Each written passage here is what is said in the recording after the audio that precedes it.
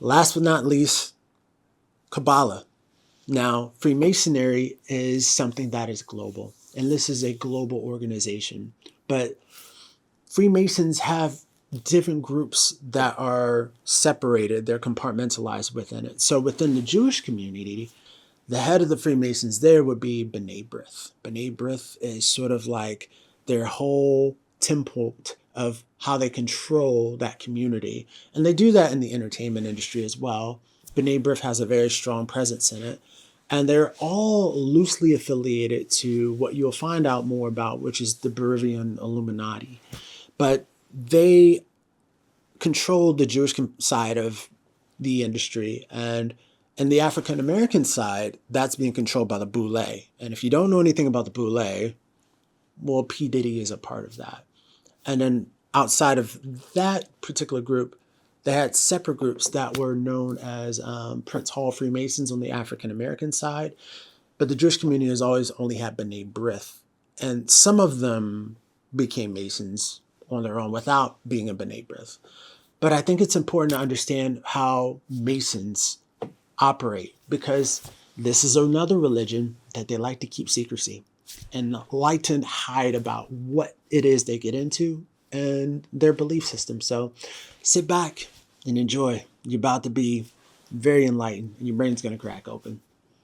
Love you guys. And we know that the reason that the tribes of Israel were being scattered was because of their sin, because they became involved in the Babylonian religions such as Freemasonry. O Lord, my God, is there no help for the widow's son? Brother Senior Grand Warden, take the body by the entered apprentice's grip and see if it can be raised.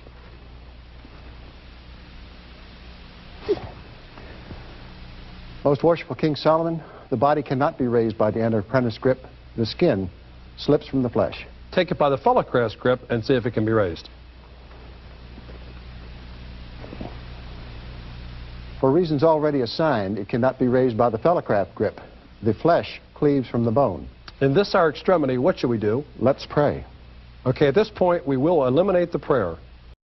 And so the reason I showed you that clip was because of the reference to King Solomon, who was the person taking that ritual there of the third degree of Hiram Abiff, who was the one lying on the floor.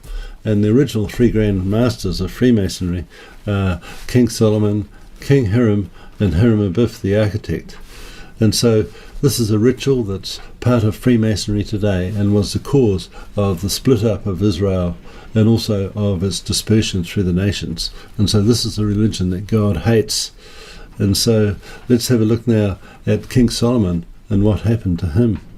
King Solomon loved many foreign women besides Pharaoh's daughter, Moabites, Ammonites, Edomites, Sidonians, and Hittites. They were from nations about Israel, which the Lord had told the Israelites, "You must not intermarry with them, because they will surely turn your hearts after their gods." Nevertheless, Solomon held fast to them in love. He had 700 wives of royal birth and 300 concubines, and his wives led him astray. As Solomon grew old, his wives turned his heart after other gods, and his heart was not fully devoted to the Lord his God, as the heart of David his father had been. He followed Ashtoreth, the goddess of the Sidonians, and Molech, the detestable god of the Ammonites. So Solomon did evil in the eyes of the Lord, and he did not follow the Lord completely, as David his father had done. On a hill east of Jerusalem, Solomon built a high place for Chemosh, the detestable god of Moab, and for Molech, the detestable god of the Ammonites. He did the same for all his foreign wives, who burned incense and offered sacrifices to their gods. The Lord became angry with Solomon, because his heart had turned away from the Lord, the God of Israel, who had appeared to him twice. Although he had forbidden Solomon to follow other gods, Solomon did not keep the Lord's command. So the Lord said to Solomon, "Since this is your attitude, and you have not kept my covenant and my decrees, which I commanded you, I will most certainly tear the kingdom away from you and give it to one of your subordinates. Nevertheless, for the sake of David your father, I will not do it during your lifetime. I will tear it out of the hand of your son. Yet I will not tear the whole kingdom from him, but will give him one tribe for the sake of David my servant, and for the sake of Jerusalem, which I have chosen." And so this is where the division between the northern and southern tribes of Israel took place, all because of the actions of King Solomon. And the havoc that Freemasonry brought to Israel was huge, as successive kings came, and some supported God Almighty and some supported the gods of wood and stone of the Babylonian religions.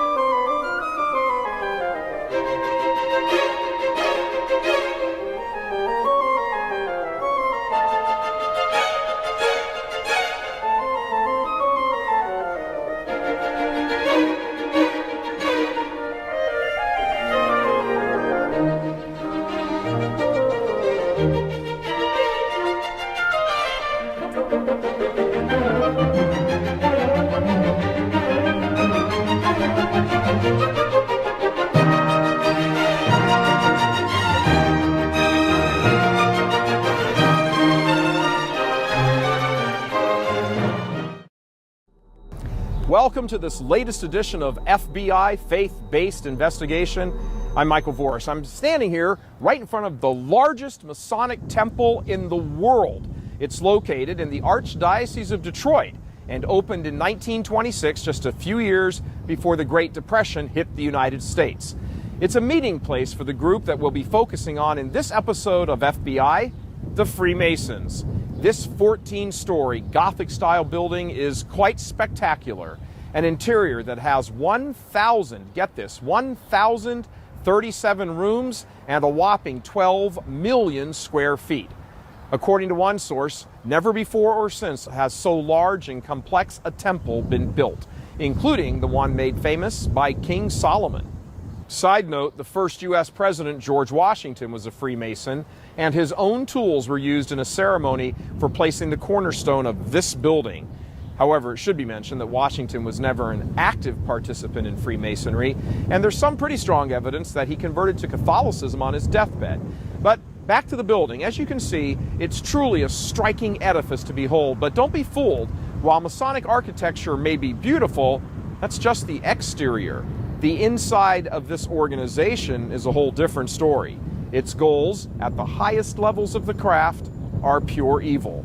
When passing by Masonic lodges, most people might think to themselves, oh, those Masons seem like pretty good guys. They donate money to hospitals, they do work in the community, they believe in God and the afterlife.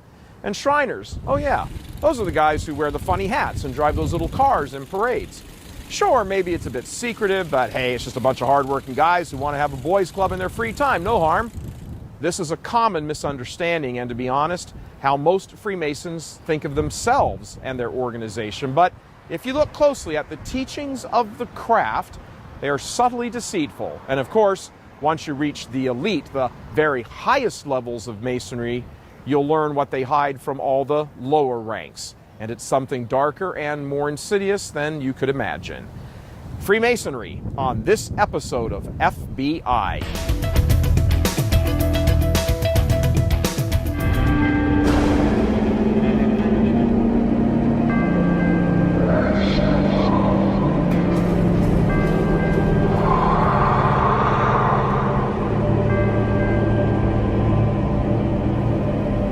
We've all heard various conspiracy theories, seen pictures of the paranoid, fidgety guy wearing the ridiculous tinfoil hat to prevent mind control by the government, or there's the paranoid guy that's constantly looking behind him, being followed by an ultra-secret police force. Do mentally unstable people like this exist? Well, certainly, but as Joseph Heller said in his novel Catch-22, just because you're paranoid doesn't mean they aren't after you. When judging out of the mainstream claims, you simply follow the evidence wherever it leads. Same thing with our topic today. All the information we're presenting on Freemasonry is, well, as is attributed to an old TV detective? Just the facts. There are no theories here, just quotes straight from the mouths of involved parties, information gleaned from the documents of involved organizations. Papal documents. No black helicopters, no UFOs, just the facts. It's helpful to lay out some of the terminology we'll be using throughout the show, so we're all on the same page.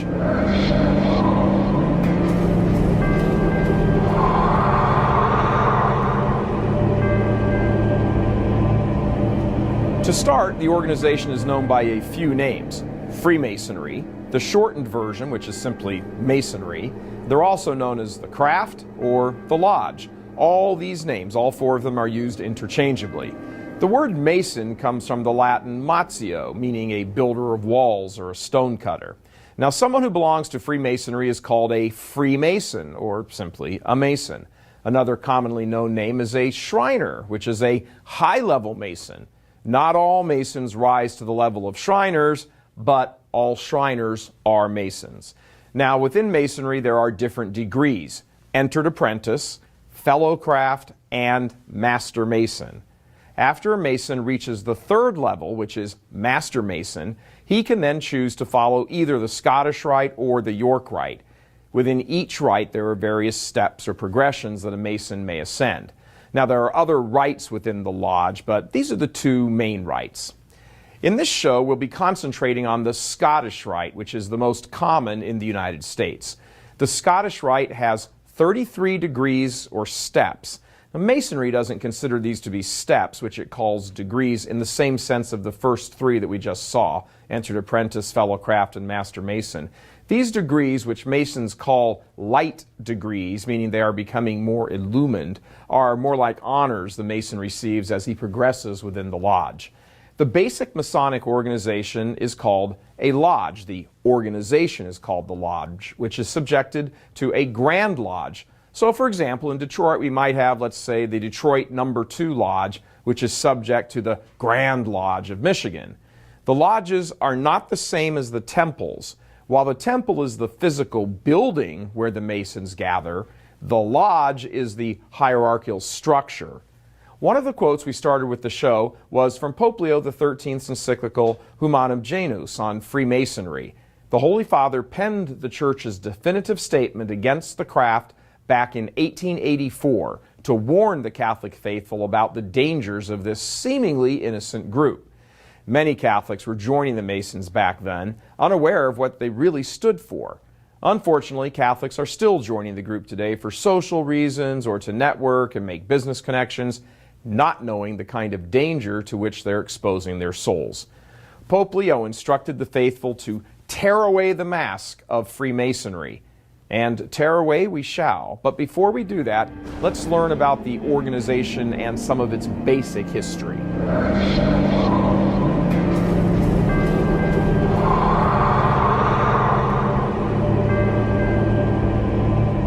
So what exactly is Freemasonry? Well, before we answer that, it's important to say that Freemasons are usually not upfront about their organization, and there is a great deal of confusion. This is not only common, but it's actually promoted. It's almost as if Masonry had a skillful PR department that makes sure to confuse and deceive. For example, if you ask a member of the craft, hey, what is Freemasonry? You'll probably get an answer like, well, it's a worldwide fraternal organization that requires a belief in a supreme being as criteria for membership and maintains a certain level of secrecy. The Freemason will also point out to you that Masonry devotes itself to charity and philanthropy, like we see represented here in this Shriner's statue. So, is that definition wrong? Well, according to former Freemason John Salza, yes it is. Mr. Salza is an attorney and renowned Catholic apologist, but more than that, he is a former Mason who left the craft when he discovered the incompatibility between Masonry and his Catholic faith. According to him, it has all of the elements of religion. For example, Freemasonry has its own names for God. It has its own symbols for God. It has its own names for heaven. It has its own symbols for heaven. It has its own theology. It has its own doctrines, which it provides in its own Bible, the Masonic Bible. It has its own rituals, secret rituals, that exemplify these doctrines. It has an altar, it has vestments, it has feast days, it has consecration rites. So it has all of the elements of organized religion, and in fact Freemasonry is a more organized religion than many religions that claim they are. For example, even Protestant religion. So it is clearly a religion. But the issue really is the label's not relevant. It doesn't matter what Freemasonry calls itself. Some modern day Masons say, you know, we're religious, but we're not a religion. Well, that is like saying that a man is intellectual, but he has no intellect. I mean, it's a ridiculous assertion, but the bottom line, I tell the Masons, our opponents, that you can call yourself whatever you want. You can say you're a fraternity, you can say you're a social club, it doesn't matter. The label's irrelevant. The fact of the matter is, you teach doctrines that are contrary to Christianity.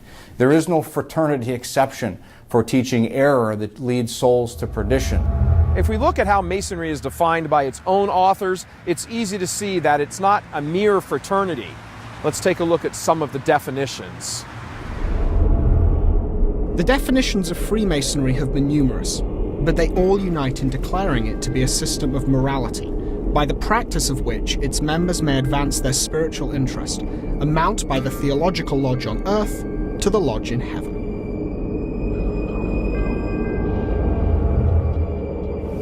It is a science which is engaged in the search after divine truth and which employs symbolism as its method of instruction. These are most likely definitions you won't get from a Mason today. As a matter of fact, in our research, we've asked Masons to define their organization, and the ones we spoke to, well, they didn't really know what it is. To most people, Freemasonry is just an after-work club where they go to hang out with their buddies, and sometimes they'll volunteer at a soup kitchen or host a local fundraiser, stuff like that. So, just as there are Catholics who don't bother to understand Catholicism, in fact, most Catholics, unfortunately, there are Masons who do not know about Masonry. But that doesn't change what it is. Bottom line, the best way to understand Freemasonry is by understanding what it is not. And as we've said, it is not just a fraternity, but a worldwide organization with its own agenda and own belief system which opposes the Catholic Church.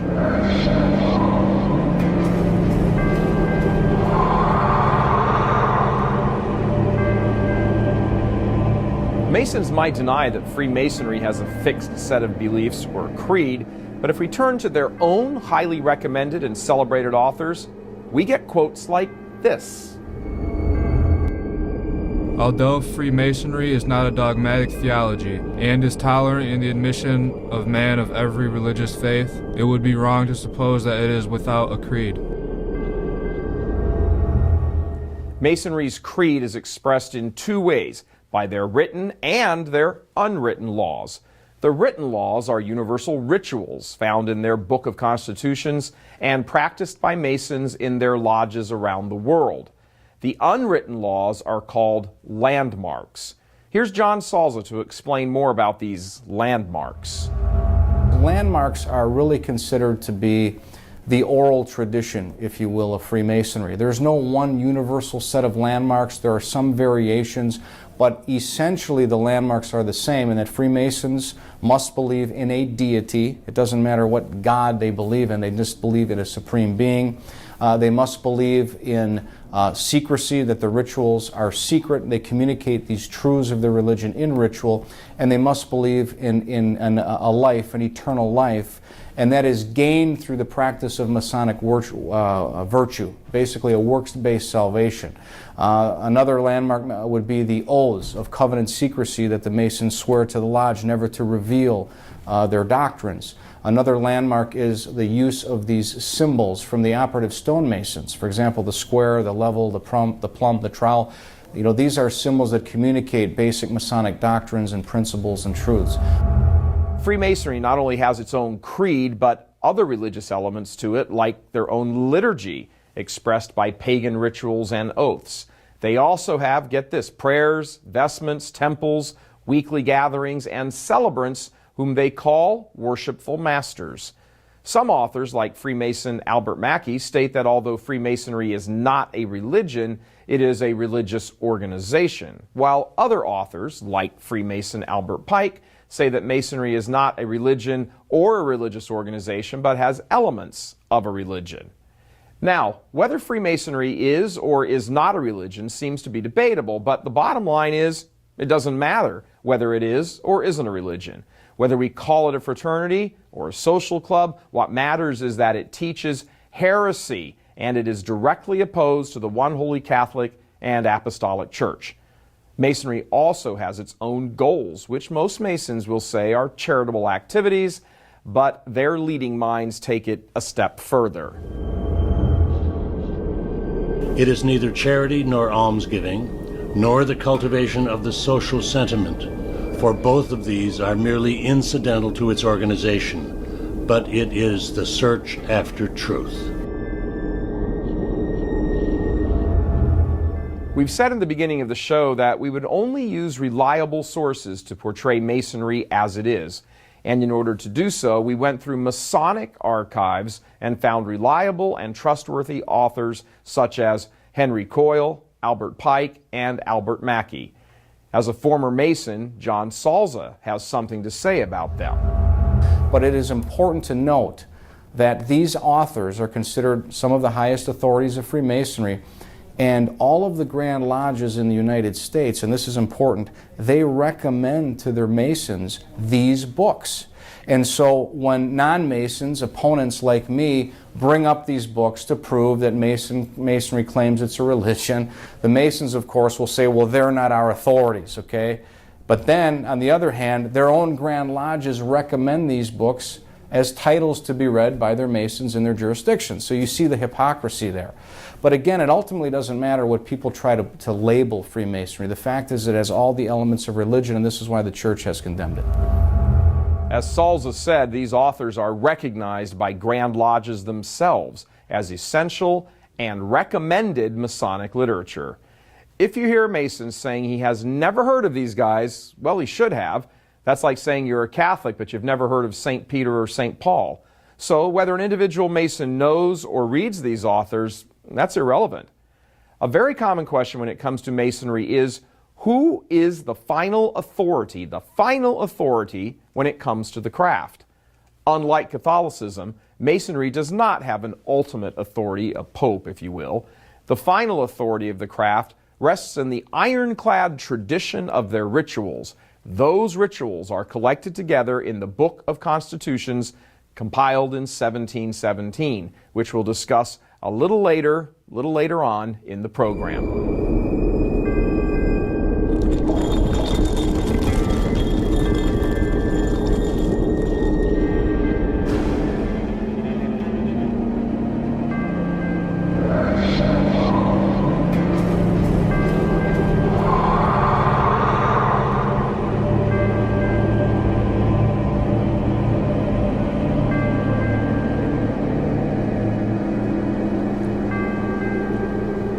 Over the centuries, Masonry developed two paths that eventually joined together. The first path, operative Freemasonry, concerned itself with physical buildings. We see that the early guilds of stonemasons were responsible for constructing some of the great medieval European cathedrals. The second path, speculative Freemasonry, concerned itself with the building of the spiritual and philosophical temple of the soul. Albert Mackey, the Masonic authority we mentioned earlier, claims that Freemasonry began with the builders of King Solomon's temple, dating back to at least the 9th century BC. According to Mackey, the union between Gentile builders and Jewish culture created what may be considered as, in his words, quote, the immediate prototype of the present institution, close quote. This combined the pagan culture of the Gentiles with the Jewish culture, creating a hybrid organization. It was an amalgam of builders and religious leaders, which is operative and speculative Freemasonry joined together. Now, it's important to underline that while Mackey is a respected Masonic source, there are many other versions of how Masonry began. Some say it actually dates back even further to the time of Noah, while others say that the British military and political leader Oliver Cromwell invented the craft's biblical origins out of thin air. Ultimately, we know that the Masons built the medieval cathedrals, so their history certainly goes back that far, but we don't know if the craft actually goes back to biblical times or not. The organization continued to evolve following the construction of Europe's great cathedrals. Masons perfected their manual labor skills as builders, while at the same time their rituals and oaths were being shaped in the process. The next notable occurrence takes place in York, England in 926 AD. A general assembly was convened by Prince Edwin. Now keep in mind, this isn't the Masonry we see today. However, this is the point when their annual assemblies began. It also represents an embryonic version of the union of Freemasonry almost 800 years later. Now in 1390, the Regius manuscript was written. This is the oldest known Masonic document and is best described as a poem of moral duties. The first sign of distrust of the craft comes in 1425, when King Henry VI creates an act against Masonry's annual meetings, and a century later, Queen Elizabeth I sent an army to break up their meeting. Now, after the Protestant revolt in 1517, when the demand for cathedrals was down, Freemasons started to allow non-Masons into their ranks to help increase their dwindling numbers. These men were known as accepted Masons and included all kinds of men like bankers and merchants and others. This triggers the gradual weakening of the operative side of Masonry and strengthens the speculative side. They were less and less concerned about physical buildings and more concerned about their rituals and philosophy. So much so that Masons created what were called the Shaw Statutes, which were a sketch of how a journey from apprentice to Master Mason occurred. Now, it's believed that the malicious goal of destroying Christianity, and especially Catholicism, was first put forth in 1547 at a conference of heretics in Vicenza.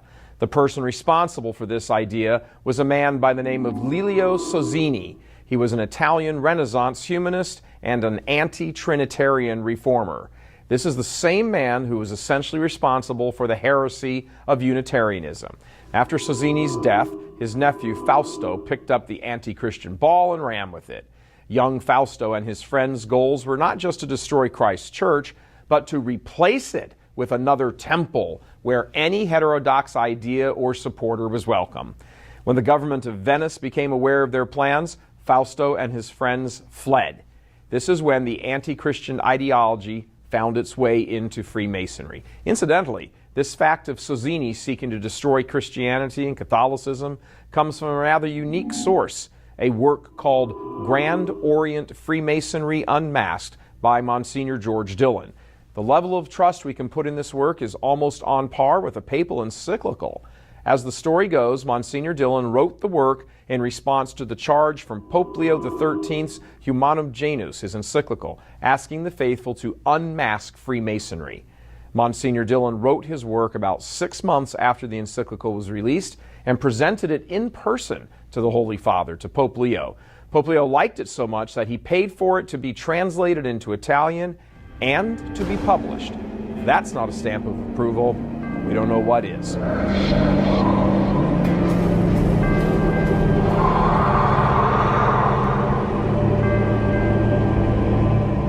However, the Masons didn't officially change over to a speculative organization until June 24th, 1717. Remember that date, when 4 existing branches from southern England met at the Goose and Gridiron restaurant in Westminster, an area in central London. It was out of this meeting that the first Grand Lodge was formed and Freemasonry as we know it today. Now, as a quick aside, it's said that another group joined with the Masons on this day called the Knights of the Rose Croix, or Rosicrucians. This was a group which believed in strange mystic philosophies and alchemy. The Rosicrucians were not well respected, but they had wealth to bring to the table. The 2 main figures who were responsible for this unification of the lodges in 1717 were Jean Théophile de Aiguille and James Anderson, 2 Protestant ministers. In 1723, Anderson published the Book of the Constitutions of Free and Accepted Masons, unifying the craft under one rule of law. It should be noted that a few lodges disagreed with the changes that the newly formed Grand Lodge of 1717 made to the Masonic rituals. These lodges banded together to form the ancient Grand Lodge of England. The two lodges, the ancients and the moderns as they were known, were rivals until they joined together a century later to form the United Grand Lodge of England. Their headquarters is Freemasons Hall in downtown London, where they've been meeting since 1775. There have actually been 3 Masonic buildings on the site, with the current one behind me opening up in 1933. Now, after the 1717 meeting, Freemasonry spread quickly throughout Europe. First in France in 1725 in Paris, followed by Ireland in 1729, then to Spain in approximately 1730. Next came Italy in Florence in 1731, followed by Sweden in 1735. Both Scotland and Germany had their Freemason lodges set up in 1736. By 1738, Pope Clement XII had grown concerned about the rapid expansion of Freemasonry with its required blasphemous oath, so he issued the Church's first condemnation, a papal bull in Eminenti Apostolatus. Masonry is then introduced to Austria and Poland in 1742 and Denmark in 1743. We then move to the Netherlands, where their Grand Lodge was founded in 1756. One of the explanations for this rapid spread of Masonry throughout Christian Europe is that during this period, the Catholic Church lost a lot of masculinity. Important elements of the Church, such as the sense of duty and self-sacrifice, had become weakened, and men found in Freemasonry the answer to this lack of masculinity in the Church. Now, just to give you some historical context, all of this is taking place during the Enlightenment, a movement of European intellectuals led by Voltaire, himself a Freemason and a Frenchman. The Enlightenment wanted to reshape society, moving away from religious principles such as faith, revelation, and tradition, as enunciated by the Catholic Church, and concentrate instead exclusively on science and reason. So it's in the midst of this revolution of thought that the modern Grand Lodge of England is formed. This is where today's Masonic ceremonies and rituals came from, along with the 3 basic degrees we mentioned earlier, Apprentice, Fellowcraft, and Master Mason. It's interesting to note that prior to the formation of the Grand Lodge in England, Freemasonry was a Christian organization. Proof of this can be found in prayers to the Blessed Trinity that they used in the late 1600s. Once the Grand Lodge was formed, however, there was a split, with the ancients retaining their belief in Christianity, while the moderns chose a more progressive belief system. The 2 lodges fought for dominance until they eventually merged to form the United Grand Lodge of England on November 25, 1813. By the 1730s, however, Masonry had crossed the pond and established lodges in Philadelphia and Boston.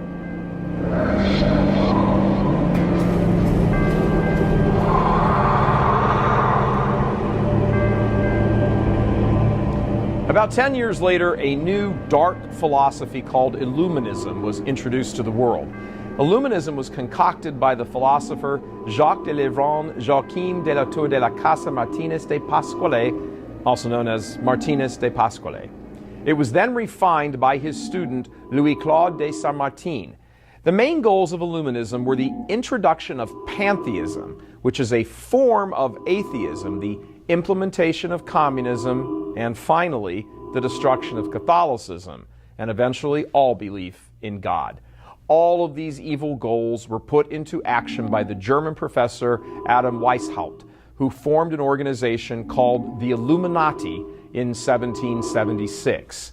The Illuminati would eventually work its way into Freemasonry, which we'll discuss shortly. Once the 18th century hit and the Enlightenment philosophy took over, it was out with Catholicism and Christianity, and in with reason and a belief in a very generic supreme being. They called him the Grand Architect of the Universe. Whatever religion you believed in, as long as it included faith in a higher power of some sort, you were welcome in Freemasonry. It essentially put all religions on the same level, negating the supremacy of Christ in the Catholic Church. This is called indifferentism, which we'll get to later in the show.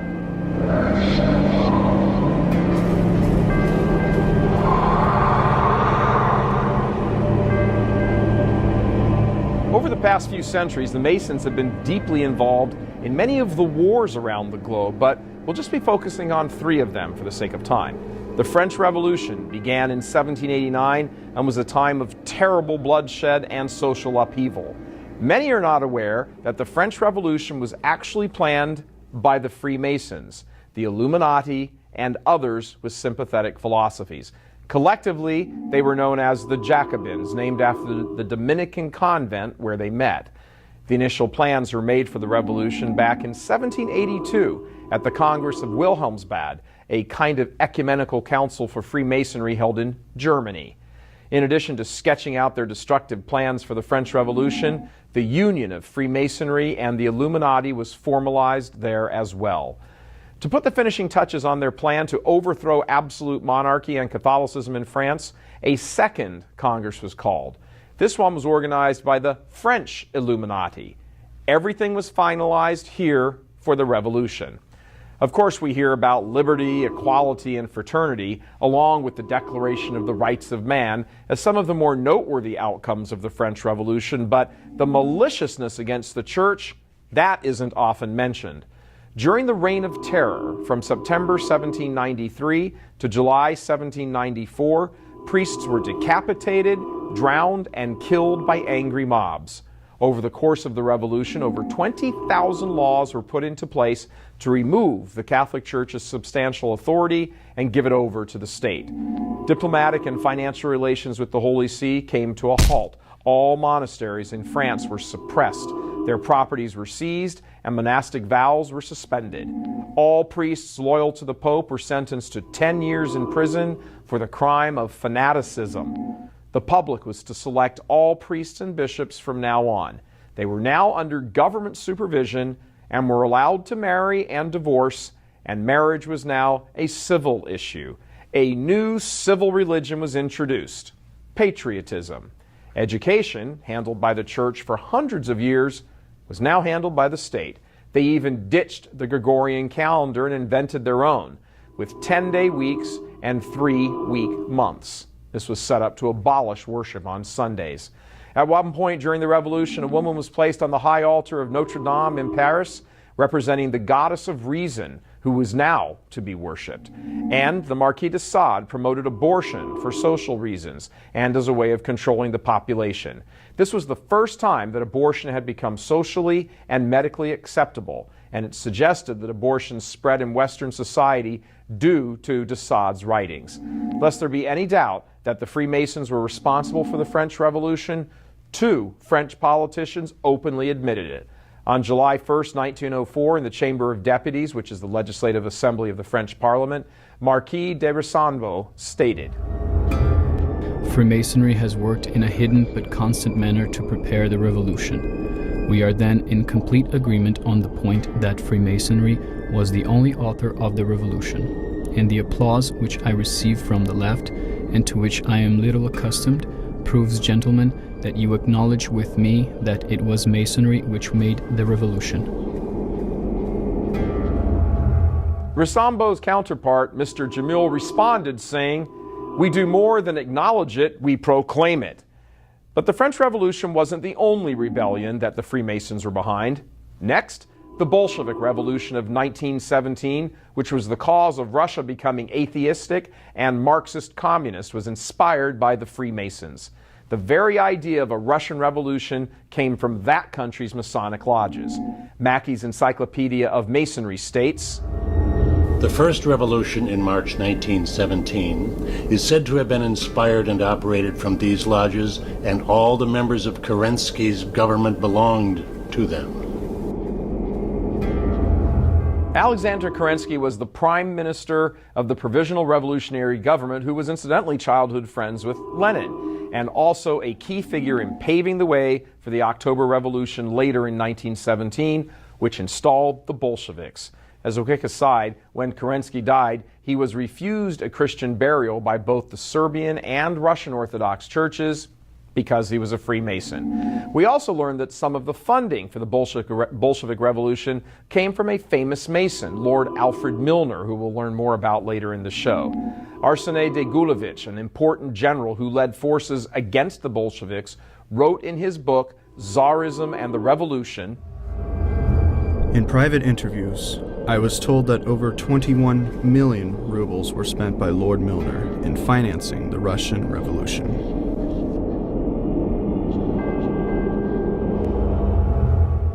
The fact that Freemasons were responsible for the spread of communism in Russia shouldn't come as a surprise. You'll recall that communism was one of the ideas Illuminati founder Adam Weishaupt wished to spread. Finally, the craft was also behind the Cristero War, which was a civil war that took place in Mexico from 1926 to 1929. It happened because those in charge of the country, who just happened to be Freemasons, wanted to continue the anti-clerical spirit of popular Mexican President Benito Juarez of the late 1800s. The conflict was depicted in the movie film For Greater Glory, although it completely failed to mention that the Masons were behind the war. On August 1st, 1926, the government, led by Plutarco Calles, enforced the closure of all Catholic churches throughout the entire country of Mexico. Calles, an atheist and 33rd degree Freemason who believed the church was, quote, the unique cause of all Mexico's misfortunes, end quote, forced priests to take oaths of loyalty to the state. Many priests wound up tortured and murdered in public. There were 4,500 priests serving before the war began. By 1934, only 334 priests remained for the 15 million Catholics in the country. The rest were either exiled or killed. Pope Pius XI issued multiple encyclicals denouncing the anti-clerical persecution and supporting Mexican Catholics. It's estimated that 90,000 people died in the war, 30,000 Cristeros, 55,000 Mexican federal soldiers and workers, and many civilians and Cristero soldiers killed in anti-clerical attacks after the war was over. Surprisingly, Mexico actually lived under the same institutional revolutionary party founded by Calles until July of 2000. Despite the support of President Clinton and Vice President Gore, the party was defeated in the elections due to scandals and divisions between different Masonic obediences. These were just 3 of many wars that Masons were behind. Now, let's look at how they've affected the United States, from our notable landmarks to our government.